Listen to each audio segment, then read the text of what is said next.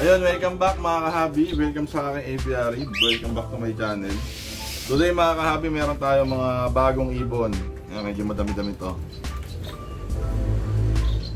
Thumbnail. So ayan mga kahabi, meron tayong mga bagong ibon dito. Meron tayong 2 pairs ng golden finch, isang blue back, isang pair ng blue back, isang pair ng yellow back. Tapos meron tayong owl finch at meron tayong 14 heads na society finch mga kahabi. So mga kahabi, medyo fast pacing tayo ngayon. So ang gagawin ko, i-transfer ko na sila dun sa cage mga kahabi kasi kanina pa silang umaga nandito. So i-transfer ko na sila dun sa cage muna natin ng malaki para makakain na sila at makainom ng tubig, saka para hindi na sila siksikan dito.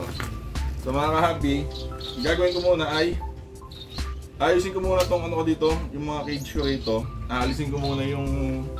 So, kung makapansin nyo, meron ako mga double cages dito, diba mga kahabi? Aalisin ko muna yung mga nest boxes na itong mga to. Tapos, ikakasa na natin yung mga bago nating finch na nest box para magamit na, no? So, tara mga kahabi, samahan nyo ako. At kasa natin yung...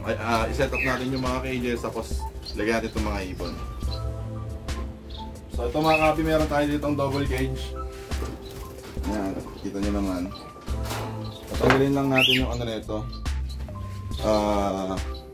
Tatanggalin lang natin yung nest box sa loob para mapalitan natin ng nest box na pang zebra, pang finches. Ayan.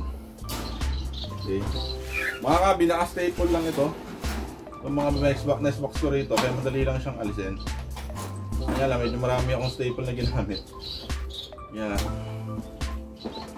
Medyo i-effortan din natin siya. So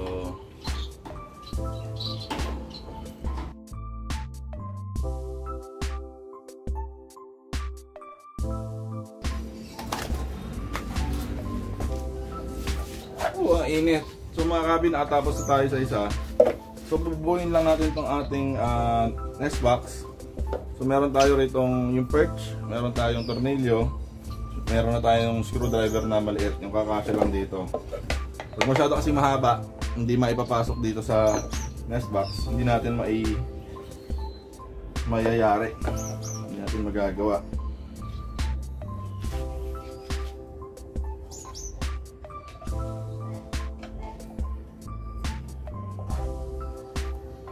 So mga kahabi, habang ginagawa ko ito, na-realize ko, hindi ko siya matatapos today. Sana kaya kanina. Kaso, marami pa akong ginawang ibang bagay. Overall kasi ako rito sa amin mga kahabi, hindi nyo na may tatanong. Lahat, ginagawa ko dito sa amin.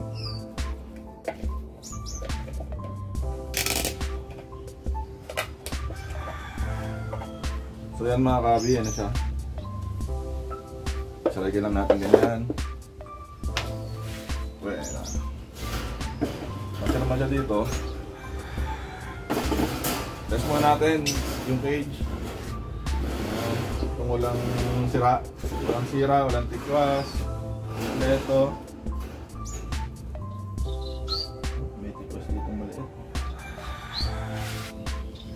Yan, may tikwas doon na maliit pero niremedyohan na natin gamit ang zip tie mga kahabi.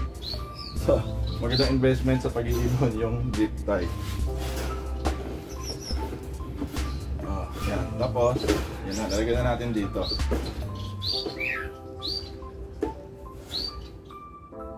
Manin lang natin ito.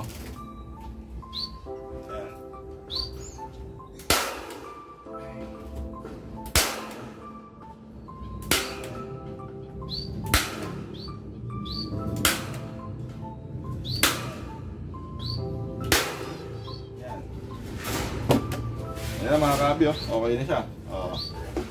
Wala. Okay, next, lalagyan natin ng perch. Ayan, dapat tayong mga perch dito. Mga pinaglamaan nating perch.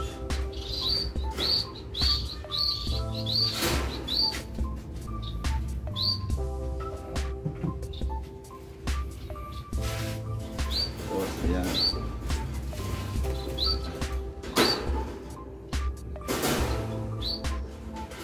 There you go.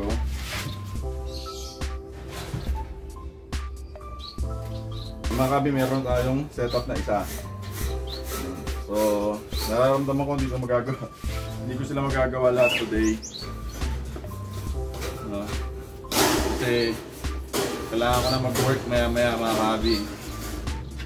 So, I have a limited time. Sobrang limited ng time ko mga kahabi. Yeah. So, try na lang ulit natin mamaya.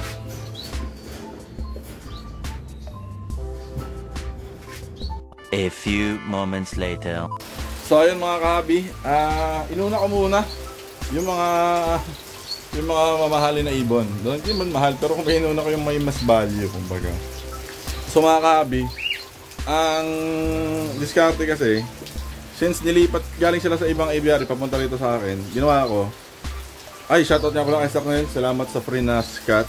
So binigyan niya ako ng free na few ml ng scat. So itong scat, ano to, para sa mga air sac mite ng mga ibon, especially sa mga finches. So mga kabi, ang ginawa ko muna, ito. Yan, makita nyo, ito yung gold dyan natin na yellow back to back yellow back. Yan sila. Tapos ito naman yung blue back natin. Yan, nilagay ko muna sila dyan. Ayan sila.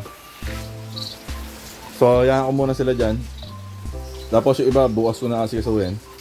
Tapos meron tayo ditong ito, meron tayong owl finch. Ito yung pair natin ng owl. Yan, bilis niya mga kahabi, oh.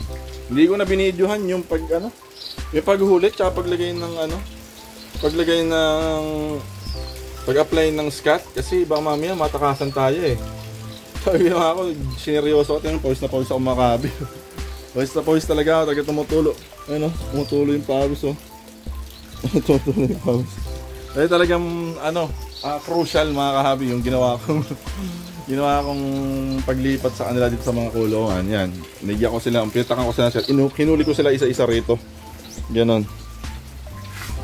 So meron pa tayo rito mga societies. So yung mga society, ilalagay ko muna doon sa taas. Pero syempre ilalagyan ko muna sila ng scat bago sila ilipat dito kasi baka mamaya, diba, di natin sigurado, baka mamaya carrier pala sila ng airmite sac. So ilalagyan natin sila ng ganun mga kahabi.